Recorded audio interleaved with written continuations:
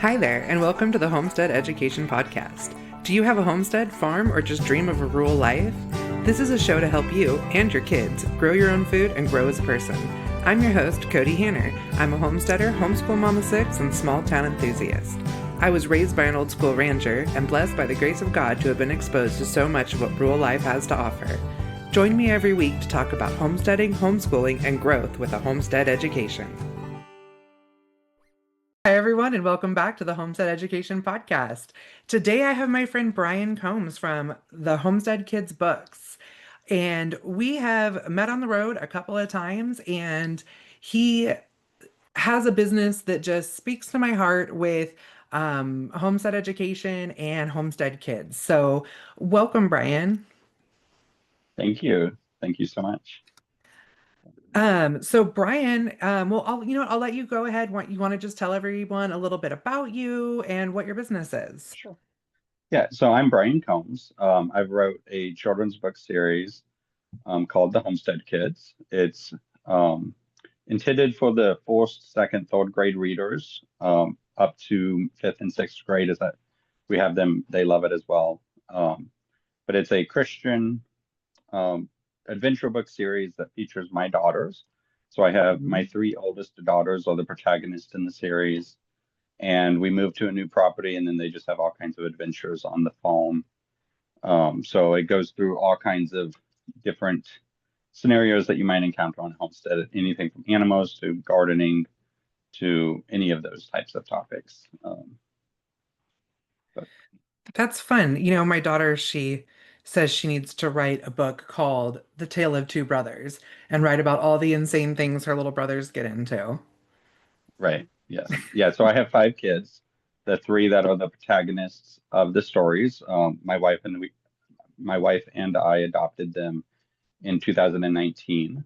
And then we were moving in 2020. So as COVID's happening and we're moving at the same time. So I wanted to give them something to look forward to in the move. And so I wrote the first book more as bedtime stories, and then it kind of fleshed it out into an actual story. But it's the book where we move to the new property. And of course, that means we're moving away from our old property and stuff like that. And so with them being adopted, they came with some traumas associated with moving a lot prior to coming to us. And so we were worried that moving was going to be difficult for them. And so we thought it was a fun way to help them understand what the moving was going to look like. And then they loved it so much, I was like, well, let me write some more adventures. And that's what gave us the first four books in 2023. And then we added four more books last year in 2024. And we're working on hopefully four more books this year. It's been a Oh, very busy year. So, that is a lot to put together that many books. And I know my kids have read the first three of your books and really enjoyed them. My daughter read them to her little brothers. oh, that's awesome. Yeah. Yeah, and I was asking them like, does it sound like they're having fun? And they're like, yeah.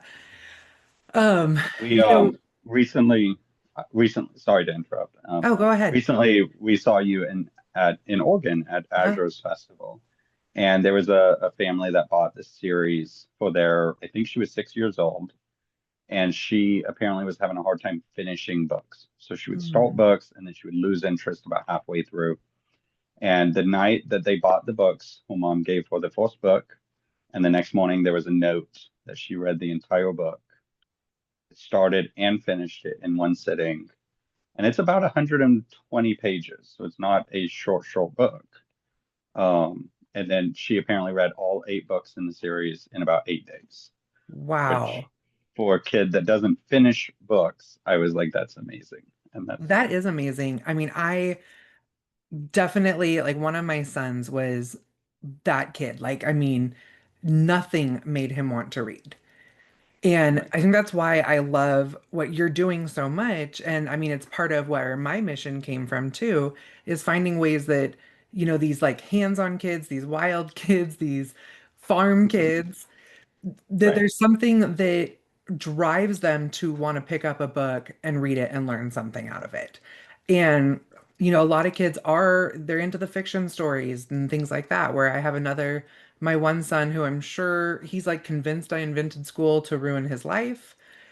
And I got him reading doing like a homestead building project book where he could work through the steps, and I felt like he was getting his reading and his math when he was like 15 and refused to do any school. Right. Or my 16-year-old son now, he's just read the entire history of farm mechanics, and he does ag mechanic stuff for the neighbors, and they told him and my husband, if you guys can get this like 1948 tractor up and running, you can use it, you know? And so That's he's awesome. Yeah. using like his skills from that book and the skills that my husband has to be able to do this. And so having books out there that make these neurodivergent learners, the farm kids, the whatever it is that's making them not want to pick up a book, Right. have something to So pick up. Amazing. we did a couple of things to help reluctant readers, I think is the best way to word it, Hmm. want to read our books. So you have that group where they're transitioning from picture books to chapter books, right? That's a pretty tough sell for a 6-year-old or 7-year-old who wants pictures, and then you're giving them books with nothing but words, or maybe these little, black and white pictures. I always think back to the Boxcar Children books. Those Yeah. were my favorite books growing up. And so what we did was we did a couple of full color illustrations in the books. Um, Hmm. I'm trying to find a page real quick to show, and that helps the more reluctant readers want to read because each book, approximately each chapter, has its own illustration. And then we did a larger font. So we did 14 point, whereas most print books are 12 or so. And that really helps those younger readers want to read. And then we actually printed in two different fonts. And I think I talked to you about this in person Yeah, one I was time. gonna ask if you would go with Um, that. so we have a dyslexic-friendly font. It's probably not showing up too well on the video. But and then we have a regular font. So they're both books, all the books are available in both fonts. And we've had probably on the number of 25 to 30 kids tell us that that font made it easier for them to read this book. And they were kids that had been either classified as or believed to be classified dyslexic. Um, and on our website, we have samples of that. So you can go on the website and download a PDF that you can print out, have your kid try to read it and see if it helps them. And Awesome. that font is freely available on the internet if you wanted to put other things into it as well. So, Nice. um, And I'll make sure I link that in the show notes so that people can go take a look at that and see. yeah, Because I was really impressed. Like I said, not only that it helps the reluctant readers, but then you have it for your neurodivergent readers. And I mean, that's a class all in its own. right. And I classify myself as ADHD. I have a hard time sitting and focusing on any given project for duration of longer than I want to. And Just life in general. these book, right, that's life, right? Yeah, I learned to deal with it, I guess you could say. But these books are very fast paced. They keep the momentum going, and they just really encourage those kids to want to just finish the book. Yeah. We had So we what had is, one oh, lady. sorry, go ahead. That's all right. We had one young lady, and this was about a year ago that she said this. She was like a 12-year-old girl that came up to the booth, and she had taken the book home the night before, read it, came back, and she's like, "This is a mix between the Boxcar Children and Little House on the Prairie," Ooh. which are like the two, some of the top book series for me personally. And so I'm like, I find that amazing. So What a great compliment. it was, yes. So what's your favorite, like, I don't need like the whole book story, but like what's your favorite like part of one of your stories? Like the one that always makes you laugh or feel really good or something. So my favorite book is called Rosie's Prayer. And I like this book specifically because it goes into praying, Mm-hmm. how to pray, how to go beyond sitting at the dinner table and giving thanks for food and the bedtime prayer at the end of the night, but it's more about just praying throughout the day and stuff like that. And so I just really like the way that that book explores that because growing up, raised in a Christian home, all that great stuff, but nobody ever went into the nitty-gritty of what does praying throughout the day look like. And so Yeah, I hope that I've having that continued conversation with Jesus throughout the day. right. Yeah, I hope that I've captured at least what it means to me now, um, to pray throughout the day and pray without ceasing, right? So, um, Nice. So what are some of the adventures the kids get into? so in the first book, they um, they the family needs to move, and so the land that we're on, the place is too small. The neighbor has like a really annoying dog that's killing all the animals, Oh, not in a graphic way or anything like that, yeah. but and so the girls end up having to go through all the efforts, for lack of a better term, where they work towards getting the homestead. So they have to put in some effort and work to so that the family can go get the homestead. In book number two, Rosie's exploring in the woods and she finds a treasure box, and then she has to, dive down that mystery hole of where did this treasure box come from, who did it belong to, and all that stuff. Um, I all like that four. because it starts with like there's so many kids that have been displaced over the last several years. So to start right out with that displacement, but then go into some sort of adventure that Right. like makes them appreciate maybe some of the changes in their life. Right. So yeah, brand new property, everything's different. They're exploring. She finds that treasure box and then has to go down the whole rabbit hole and whatever you want to say. In book number four, which is called Addie's Red Blanket, it's my middle daughter, or middle child. And when she came to us, she was in foster care and she came with this little red blanket. She's had Hmm. it since she was 2 months old. The foster mom in her very first foster home made it for her. And in that book, she loses it in the move. And so she has to go through a whole grieving process. And then there's this whole redemption period towards the end where, she has to make the right decision type scenario. Um, so, and then towards in the newer books, the ones that we published last year, um, we have the some of the girls get some goats, and so they have to milk the goats and make butter. Um, Rosie's Prayer is one of the newer books. And then we have a Christmas/Thanksgiving book, where we have like a community meal, and the our son Samuel is born in that eighth book. So, um, yeah, just lots of homestead stuff, like nothing specific to any one area or any one genre or anything like that. Just, everything from cows being born to picking vegetables in the garden. So. Nice. Um, what kind of stories are you thinking about moving forward? Like, do you have any good like tidbits for us? Yeah, so we actually, I don't have a copy with me. I did not think about it. We actually put out a picture book this year as well.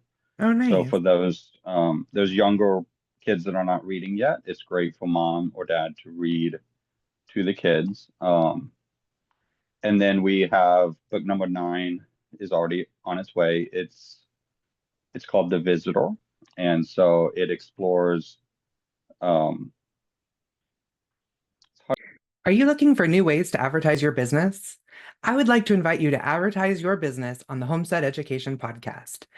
Did you know that 60% of listeners will make a purchase after hearing an ad on a podcast? Why is this?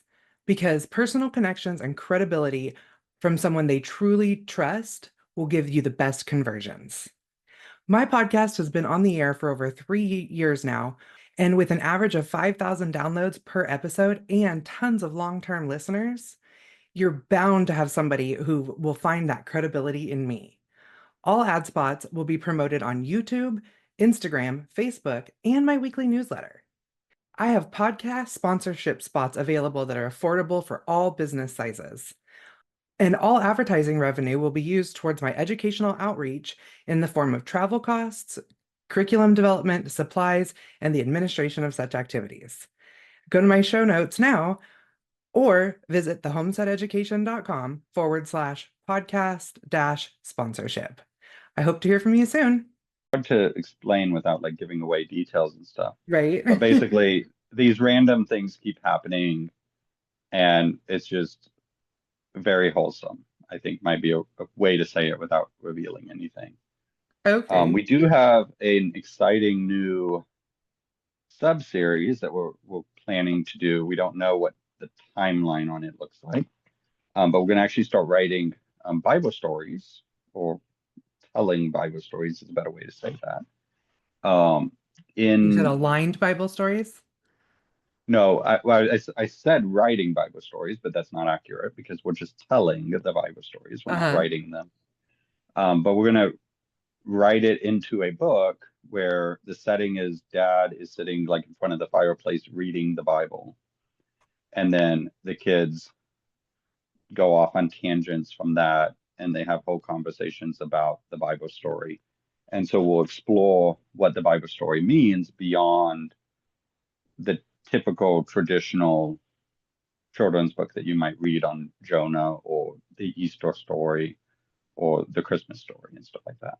So that's an exciting idea, but we're trying to do a ton of research into each Bible story as we go. And so it's taking a fair amount of research leading up to writing the books. So, I can see that because you want to make sure that you portray it properly, but in a way that a child can almost like visualize it through story. right, exactly. So,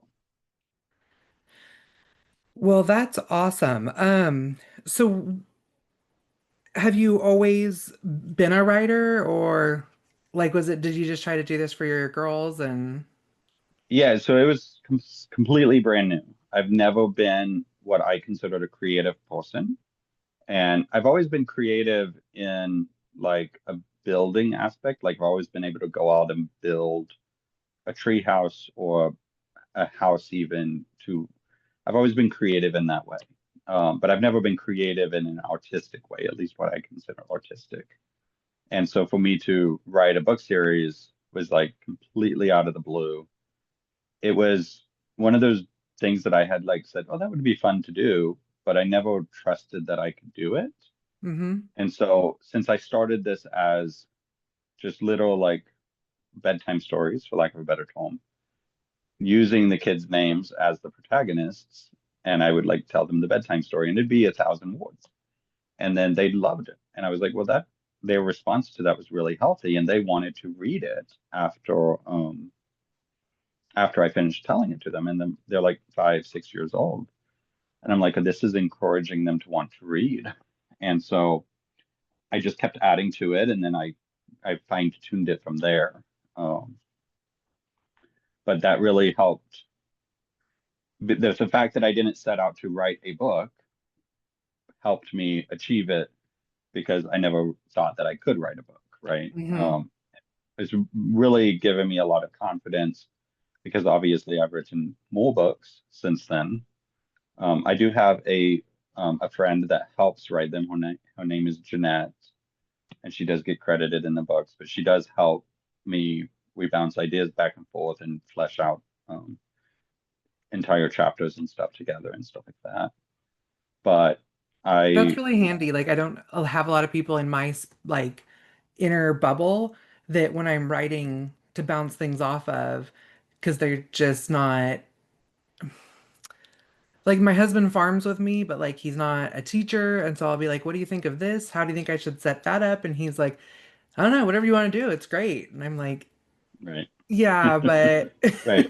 I mean, he's not driving the tractor, so right. That's yeah, no, and she apparently she was always interested in being a writer, but also kind of had that same hesitation of the book is so daunting to write. And so her working with me has given her a lot of confidence and stuff like that. So nice. So, you self-publish, right? we did. Yeah, so we did talk to some publishers. We didn't talk to any of the big publishing houses. They probably wouldn't even read our letters if we tried to. It's We hard talked to, because the landscape of that is changing with a lot more self-publishers out there because the information is available. right. So we had one publisher that wanted too much control over the content. They were interested in the books, but they wanted to be able to basically restrict some of the Christian aspects of the book. And that was a total no for us. Yeah. They didn't want the direct scriptural quotes. And so we actually have direct scriptural being quoted in the books. And then we had another publisher that seemed amazing and they really liked it, but they only wanted to do one book a year. Mm, And I'm like, well, we've already got full books ready to go, ready-ish to go. And we just wanted to move forward faster than one book a year. And that I can publishing see that. company was just too small. They were like, we won't do that because we'd overcommit, and which was totally respectable of them. But it led us to, basically do indie publishing. So on Ingram Sparks and Amazon KDP, and stuff like that.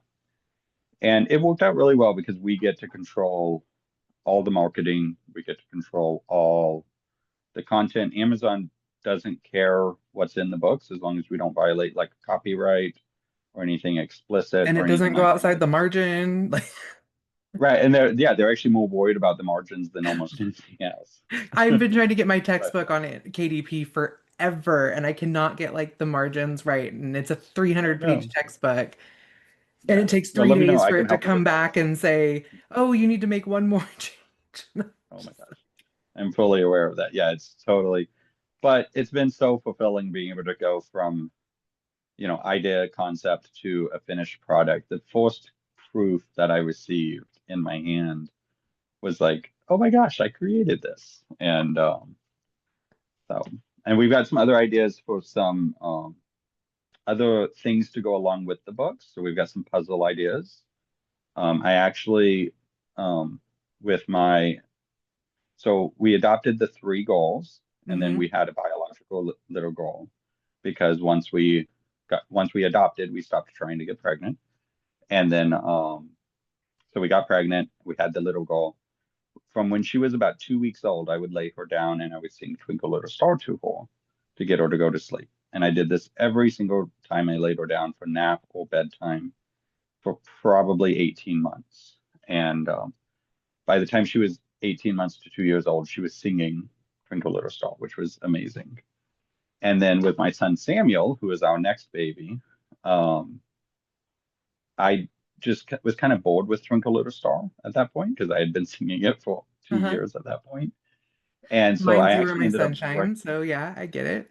right. Yeah, when you can only do those, right, all those lullabies so many times before you get bored with it. So I actually wrote my own lullaby. It's called Hush Little One. It's not released yet. And so over 8 months of singing to my son with Faith also in the bed, she's my daughter. Um, I wrote this original lullaby. So we're working on a picture book for the lullaby. And Oh, then we actually got a composer in this area to write music for it. And so it's going to be fully fleshed out, really awesome when it gets released. But so we've got that coming in the pipeline. We have another picture book for Samuel. So we have the picture book for Faith, and then we're going to have one for Samuel as well as a whole host of other picture books in the long term. But then we're working on some puzzles right now for the series, just to kind of help add in those little toys or whatever you want to call them mm, that keep those kids interested beyond the book. Um, that's nice. For your longer books, like a choose your own adventure would be really fun too. yeah, I remember the Choose Your Own Adventures, and was it the Encyclopedia Brown that had the text upside down on some of the pages? Maybe, And then yeah. at the end of the book, they had like the solution upside down. That would be really fun to do. Um, that I like the choose your own. I'll have to think about how I could maybe Because there's implement so that. many decisions that have to be made on the homestead, like all the time. Right. I remember that it's been a few years since I read the Choose Your Own Adventure books. But if I remember right, they didn't necessarily like I think it jumped completely around the book. Like Yeah. it went there was decisions that could be made earlier in the book or made later in the book, and they used the same text. Hmm. And so that was I remember from a logistical standpoint, I remembering that was cool when I was young. Yeah, So, that would be cool. I recently bought my teenage son a Choose Your Own Adventure from the Tuttle Twins. And I oh thought, yeah, oh, he'd really enjoy that because he likes constitutional type stuff and then like he can make those choices throughout. But he's high functioning autistic and doesn't like things a certain way, so he read the book front to back and said it was really confusing. I was like, well, I would think so. yes, that sounds very confusing. So, He's like, but then I but went through still, and when I did the Choose Your Adventure, it was really easy. I'm like, because you knew what was gonna happen. right? Oh So, my but goodness. Sometimes he can he wanted to read the Bible in a year. So I right, gave him one of those printouts that like you read this part and they kind of go together and it makes it where you can read the whole Bible in a year and it's not as daunting because you don't have to go front to back. Well, he's like, I want to go front to back. And I was like, well, I mean, you can, but these also they align different chapters together so that you're getting like a good message at the same time. And he's like, no, no, I want to go front to back. Okay, fine. Well, then he started reading front to back, and because he could see like how far he'd made it and how far he hadn't made it yet, he almost became like obsessed with it and started sneaking his Bible downstairs at night to read all night long. And then he would be like non-functional during the day because he wasn't getting any sleep. And so I had to make the rule where he couldn't have books downstairs. But I was on his case one day about it, like typical, he's 16, so like I'm riding him, my mom, and I was like, dude, do you see how bad your issues are? You're literally grounded from God right now. right. That's one of those parenting decisions where you're like, well, what choice do I make in this situation? I want them reading the Bible, but I also need them to wake up in the morning. So, Yeah, I'm like, you're grounded from God at night at least. Like, no, no God at right. night. Um, you made me think of something, and now I'm trying to bring it back. Um, oh, I was going to mention, I don't know why I thought of this a minute ago. We were planning on doing kind of like a tour to Homestead festivals all of next year. Hmm. So we've got, I think, 8 of them planned that we're going to be taking the books to, and all the kids are going to come along. Oh, And so it's going to fun. be a lot of fun. I don't know why that popped in my head a few minutes ago, but it did. Probably because I bring my kids to so many events. So Well, we're getting close to the end of our time. And my favorite question to ask everybody is what does keep growing mean to you? keep growing. So I really should have thought about this before I came on the No, I don't podcast. want you to. Um, so keep growing. I mean, that could cover anything from personal to non-personal, but probably just keep it at a personal level and, just keep growing in personal in relationships. So community is a huge, huge thing for me. Here in East Texas, we have a community of families that are just working together to help each other get stuff done. Um, and so once a week, we all go to each other's houses and just spend 2 or 3 hours helping. Like yesterday, we went and cleaned out some deep freezers for one mom. She's got 5 kids. Like, how long would it take her to clean out 2 deep freezers? And but instead, we did it in 2 hours because we had 3 people there, type thing. And so just Good keep deal. growing in that community. Just keep, building that community and um, don't wait for that community to build for you, but instead build that community for yourself and I grow like that that. community. Um, one of the thoughts that the old Adam that the best time to plant a tree was 20 years ago, and the Hmm. second best time is today, right? Well, I kind of correlated that to we were going to this one church, and there was not a lot of um, social interaction, fellowship outside of Sunday morning. And I was complaining to myself one day, thinking to myself one day, I wish that the church would do more social stuff, like, go over to people's houses for dinner sometimes. And then Hmm. it dawned on me, I'm not doing that. Yeah. I'm asking everybody else to do this, at least, non-verbally, I'm thinking it. And then I'm like, wait. I'm not inviting people over for dinner. I'm not building that community. And so it's been about 4 years since that thought hit me, for lack of a better way of saying it. And so I've really, really pushed that, let's not wait for somebody else to grow, but let's grow ourselves. So, I really like that. I mean, don't complain about something you're not willing to do yourself. And my husband and right, I have really worked on building our community here because we felt like there was such potential for amazing closeness. And we've been working on building that with the community center and the fire departments and stuff for kids and all sorts of other things. right. So, do you want to tell everyone where they can find you and get all your books and Yeah, so we're on Facebook under the Homestead Kids. okay? Our website is thehomesteadkidsbooks.com. Um, and from our website, you can link over to the Amazon listings for all of the books. Or if you want to save a few dollars, you can buy the entire set on our website. It actually gives us more royalty if you do that. It's crazy how much Amazon takes for their Oh portion yeah. of. So check it out on the website. You can buy the entire set. We'll ship it directly to you. I'm the one that puts it in the envelopes. I'm the one that sends it out. Super small type business. But again, that is the homesteadkidsbooks.com. You I feel can you read. there. My daughter actually, when she packs packages, she sits there and tries to guess which sticker that family would like the most based on what they ordered. And then she Oh, puts a sticker in there right. for them. That's awesome. So, on our website, they can download chapters 1 and 2 of each book so they can get a preview, and that gives them enough pages to really determine if that's going to be something good for their child. They can download the dyslexic font version so that they can print that out and see what their child thinks. Um, and then, of course, they can contact me through the website if they have any questions, and or have an event that they might want us to come check out or something like that. So we love doing that type of stuff. So we just have to find somebody to milk the cow when we're not here. So That's why we do calf sharing.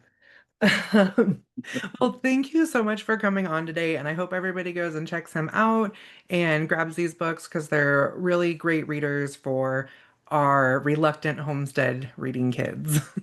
right. Yep. Thank you so much.